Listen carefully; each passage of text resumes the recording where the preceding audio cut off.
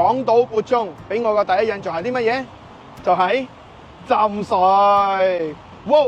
輝仔話你知，第112集。今日我想同你探討嘅就係整個撥中 area 嘅歷史，連撥中人啊都唔知道嘅。今集我會一一講俾你知。哇！話你知。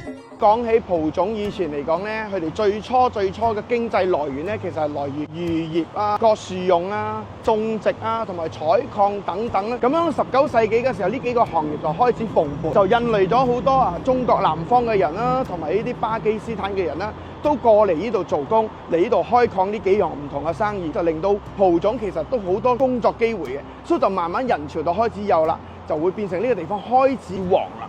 咁我哋講完19世紀啦，好快就轉到嚟我哋嘅90同埋2000年代啦。照續呢個年代開始咧，我哋嘅鄧賓權啦、撥中濟啊，同埋我哋嘅賓德撥中、賓德撥出等等嘅城市就開始持續嘅發展。再加上我哋嘅聯邦政府咧，亦都搬遷到去呢個布城，同埋我哋嘅國際吉隆坡機場咧都開通埋，而令到我哋嘅呢個蒲種嘅整個地勢啊同埋發展咧，亦都有一個巨大嘅轉型嘅。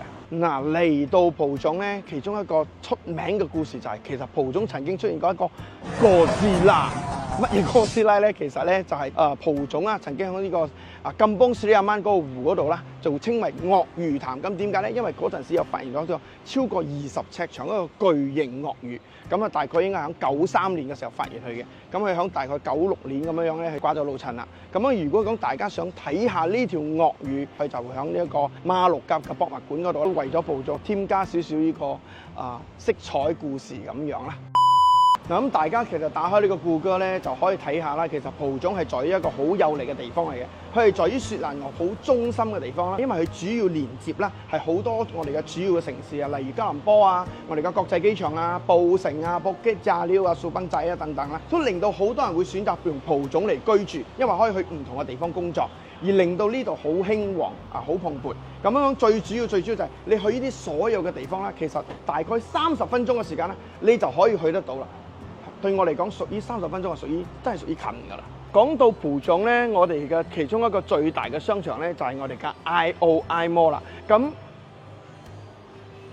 你睇到冇？我嘅童年回憶啊！木馬，我要坐木馬。我個童年回憶啊！我要坐木馬。咦？響蒲種第一個最大嘅購物商場 IOI Mall。就係1996年開始興建嘅，嗰陣時呢度有3000個車位，亦都有好多鋪頭，令到呢個地方好旺。然之後呢度仲有好多唔同嘅購物商場添，仲有我哋嘅樂德啦，有2間，同埋有我哋嘅 Setia Walk 啦，等等。講完。嗱，咁從此之外咧，仲有一樣嘢就係喺2013年嘅時候咧，推出一個咧叫做撥中 Financial Corporate Centre， 咁啊俗稱係 PFCC 啦。咁佢喺呢個嘢響度咗之後咧，令到整個撥中啊係提升晒佢所有嘅企業嘅。如果你想喺蒲種住，其實其中一個最主要嘅因素，你就係要知道響蒲種有啲乜嘢學校。因為好似講我哋呢啲有家庭嘅人咧，一定要考慮嘅因素就係附近有啲咩小學啊、中學啊、國際學校啊。咁呢度就係我哋其中一個嘅書館，就係我哋嘅 SK 撥中濟啦，係比較近我哋嘅嗰個市區嘅。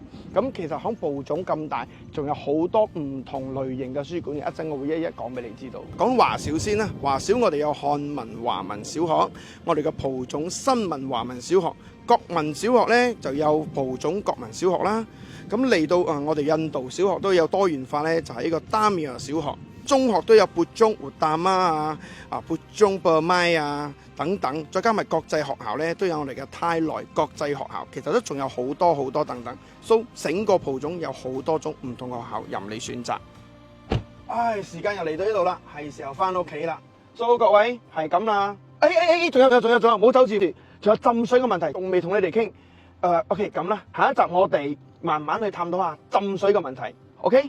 所以下集見，拜拜。響上一年同今年其實都有經過好多場大型嘅水災，浸到好多人嘅車啊、卡北牆啊都浸過晒嘅。所以呢個問題其實係一個好嚴重嘅問題嚟嘅。咁其實要點解決呢？我好坦白咁講。哇！話你知。